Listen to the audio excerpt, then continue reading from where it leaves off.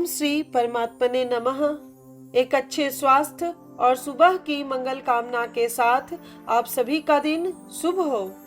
आप सभी का मेरे YouTube चैनल स्पिरिचुअल जर्नी में हार्दिक स्वागत है। आज के वीडियो में आप रसपान करेंगे पद्म पुराण के स्वर्ग खंड के अध्याय 95 को, जिसमें सन्यासी के नियम का वर्णन किया गया है। व्यास जी कहते हैं, द्विजवरों, इस प्रकार आश्रम में निष्ठा रखने वाले तथा नियमित जीवन बिताने वाले सन्यासियों के लिए फल, मूल अथवा भिक्षा से जीवन निर्वाह की बात कही गई है। उसे एक ही समय भिक्षा मांगनी चाहिए। अधिक भिक्षा के संग्रह में आसक्त नहीं होना चाहिए, क्योंकि भिक्षा में आसक्त होने वाला सन्यासी विषयों में भी आसक्त हो जाता है। 7 घरों तक भिक्षा के लिए जाए, यदि उनमें न मिले तो फिर न मांगे। भिक्षु को चाहिए कि वह एक बार भिक्षा का नाम लेकर चुप हो जाए और नीचे मुंह किए एक द्वार पर उतनी ही देर तक खड़ा रहे जितनी देर में एक गाय दूही जाती है। भिक्षा मिल जाने पर हाथ पैर धोकर विधि पूर्वक आचमन करे और पवित्र हो मौन भाव से भोजन करे।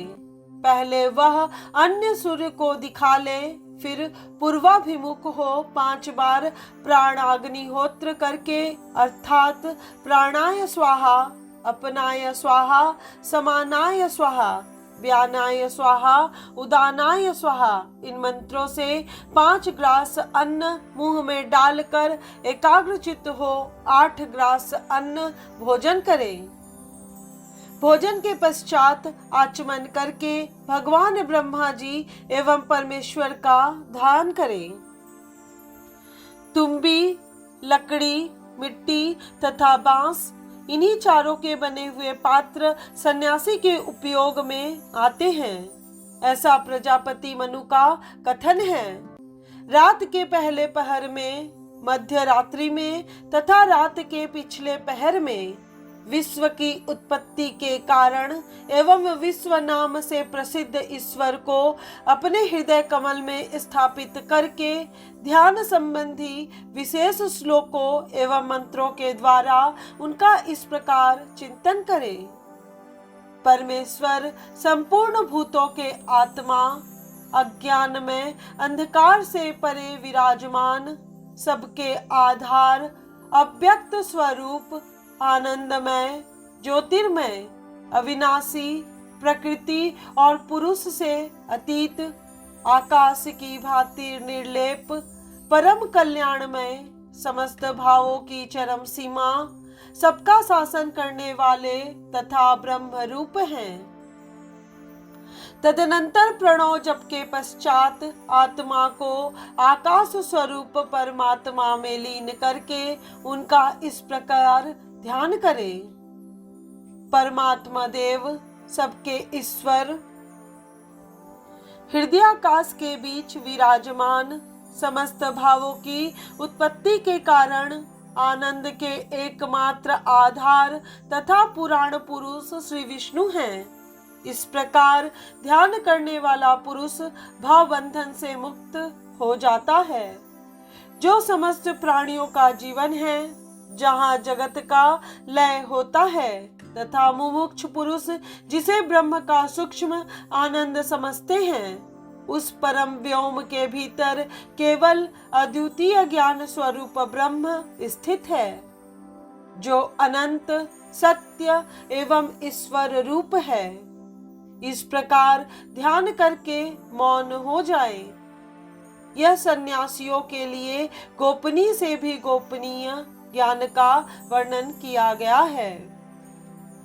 जो सदा इस ज्ञान में स्थित रहता है, वह इसके द्वारा ईश्वरीय योग का अनुभव करता है।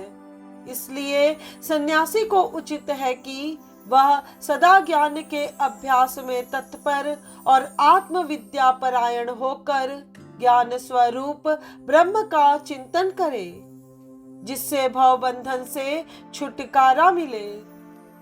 पहले आत्मा को सब दृश्य पदार्थों से पृथक केवल अद्वितीय, आनंदमय, अक्षर, अविनाशी एवं ज्ञान स्वरूप जान लें। इसके बाद उसका ध्यान करें, जिनसे संपूर्ण भूतों की उत्पत्ति होती है, जिन्हें जानकर मनुष्य पुनः इस संसार में जन्म नहीं लेता।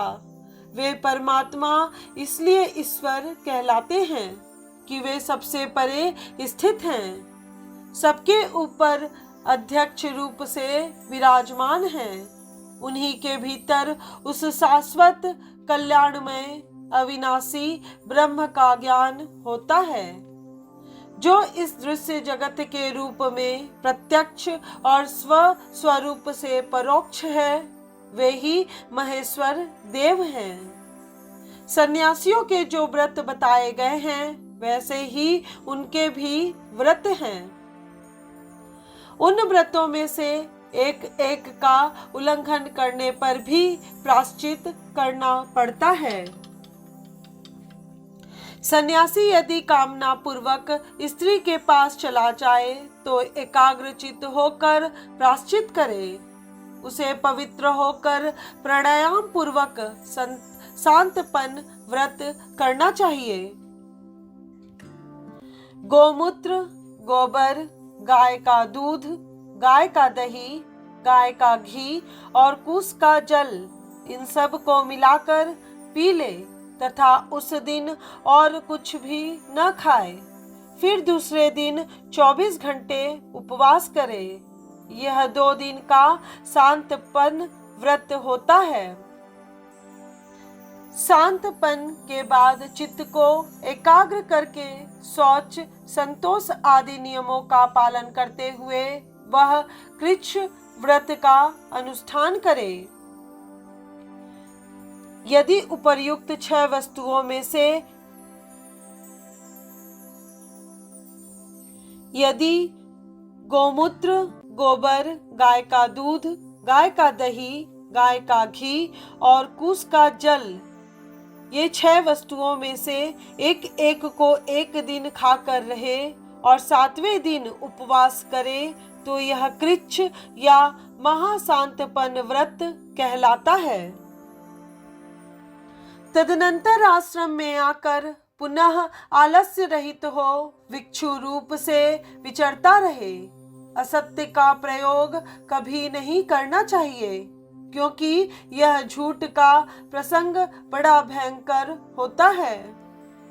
धर्म की अभिलाषा रखने वाला सन्यासी यदि झूठ बोल दे तो उसे उसके प्रायश्चित के लिए 1 रात उपवास और 100 प्राणायाम करने चाहिए। बहुत बड़ी आपत्ति पड़ने पर भी सन्यासी को किसी दूसरे के यहाँ से चोरी नहीं करनी चाहिए। स्मृतियों का कथन है कि चोरी से बढ़कर दूसरा कोई अधर्म नहीं है। हिंसा, तृष्णा और याचना ये आत्मज्ञान का नाश करने वाली हैं। जिसे धन कहते हैं वह मनुष्यों का बाह्य प्राण ही है। जो जिसके धन का अपहरण करता है वह मानो उसके प्राण ही हर लेता है। ऐसा करके दुष्टात्मा पुरुष आचार भ्रष्ट हो अपने व्रत से गिर जाता है। यदि सन्यासी अकस्मात किसी जीवन की हिंसा कर बैठे तो कृच्छ, अतिकृच्छ अथवा चंद्रायण व्रत का अनुष्ठान करे। 3 दिन सवेरे, 3 दिन शाम को और 3 दिन बिना मांगे 1-1 ग्रास अन्न खाएं और अंत में 3 दिनों तक उपवास करें। यह अतिकृच्छ व्रत है। चांद्रायण व्रत कई प्रकार का होता है। एक वृद्धि क्रम से किया जाता है और दूसरा हास क्रम से। प्रतिदिन सायं, प्रातः और मध्याह्न काल में स्नान करते हुए पूर्णिमा को 15 ग्रास भोजन करें। तदनंतर कृष्ण पक्ष की प्रदीपता से 1-1 ग्रास घटाएं। चतुर्दशी को 1 ग्रास भोजन करके अमावस्या को उपवास करे। फिर शुक्ल पक्ष की प्रतिपदा को 1 ग्रास भोजन करके प्रतिदिन 1-1 ग्रास बढ़ाते रहे। पूर्णिमा को 15 ग्रास खाकर व्रत पूर्ण किया जाता है। यह एक प्रकार है। दूसरा, अमावस्या को उपवास करके आरंभ किया जाता है। इससे पहले 1-1 ग्रास बढ़ाया जाता है और फिर पूर्णिमा के बाद 1-1 ग्रास घटाते हुए अमावस्या को उपवास करके समाप्त किया जाता है। यदि भिक्षु का उसकी अपनी इंद्रियों की दुर्बलता के कारण किसी स्त्री को देखकर वीर्यपात हो जाए तो उसे 16 प्राणायाम करने चाहिए। विद्वानों, दिन में वीर्यपात होने पर वह 3 रात का व्रत और 100 प्राणायाम करे। यदि वह एक स्थान का अन्न, मधु, नवीन श्राद्ध का अन्न तथा खाली नमक खा ले तो उसकी शुद्धि के लिए प्राजापत्य व्रत बतलाया गया है। 3 दिन सवेरे, 3 दिन शाम को और 3 दिन अयाचित अन्न भोजन करके अंत में 3 दिनों तक लगातार उपवास करे। यह प्राजापत्य व्रत है। सदा ध्यान में स्थित रहने वाले पुरुष के सारे पातक नष्ट हो जाते हैं। इसलिए महेश्वर का चिंतन करते हुए सदा उन्हीं के ध्यान में संलग्न रहना चाहिए। जो परम ज्योति स्वरूप ब्रह्म, सबका आश्रय, अक्षर, अव्यय, अंतरात्मा तथा पर ब्रह्म है, उन्हीं को भगवान महेश्वर समझना चाहिए। ये महादेव जी केवल परम शिव रूप हैं। यही अक्षर, अद्वैत एवं सनातन परम पद हैं। वे देव 100 प्रकाश स्वरूप हैं। ज्ञान उनकी संज्ञा है। वे ही आत्मयोग रूप तत्व हैं। उनमें सबकी महिमा है। इसलिए उन्हें महादेव कहा गया है। जो महादेव जी के सिवा दूसरे किसी देवता को नहीं देखता, अपने आत्म स्वरूप उन महादेव जी का ही अनुसरण करता है, वह परम पद को प्राप्त होता है। जो अपने को उन परमेश्वर से भिन्न मानते हैं, वे उन महादेव जी का दर्शन नहीं पाते। उनका परिश्रम व्यर्थ हो जाता है। एकमात्र परब्रह्म ही जानने योग्य अविनाशी तत्व है। वे ही देवादिदेव महादेव जी हैं। इस बात को जान लेने पर मनुष्य कभी बंधन में नहीं पड़ता। इसलिए सन्यासी अपने मन को वश में करके नियम पूर्वक साधन में लगा रहे तथा शांत भाव से महादेव जी के शरणागत होकर ज्ञान योग में तत्पर रहे।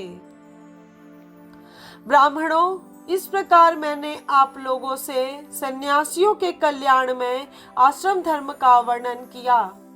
इसे मुनिवर भगवान ब्रह्मा जी ने पूर्व काल में उपदेश किया था। सन्यास धर्म से संबंध रखने वाला यह परम उत्तम कल्याण में ज्ञान साक्षात स्वयंभू ब्रह्मा जी का बताया हुआ है। अतः पुत्र, शिष्य तथा योगियों के सिवा किसी दूसरे को इसका उपदेश नहीं करना चाहिए। द्विजवरों, इस प्रकार मैंने सन्यासियों के नियमों का विधान बताया है। यह देवेश्वर ब्रह्मा जी के संतोष का एकमात्र साधन है। जो मन लगाकर प्रतिदिन इन नियमों का पालन करते हैं, उनका जन्म अथवा मरण नहीं होता। आज की कथा यहीं पे पूर्ण हुई। इसके बाद क्या हुआ, यह जानने के लिए कृपया आप पद्म पुराण के स्वर्ग खंड के अध्याय 96 को अवश्य सुनिएगा, जिसमें भगवत भक्ति की प्रशंसा, स्त्री संग की निंदा, भजन की महिमा, ब्राह्मण, पुराण और गंगा की महत्ता, जन्म आदि के दुख तथा हरि भजन की आवश्यकता की कथा का वर्णन किया गया है। आज का वीडियो आपको पसंद आया हो तो वीडियो को लाइक, शेयर और सब्सक्राइब करें। साथ ही कमेंट बॉक्स में ओम नमो नारायण जरूर लिखिएगा।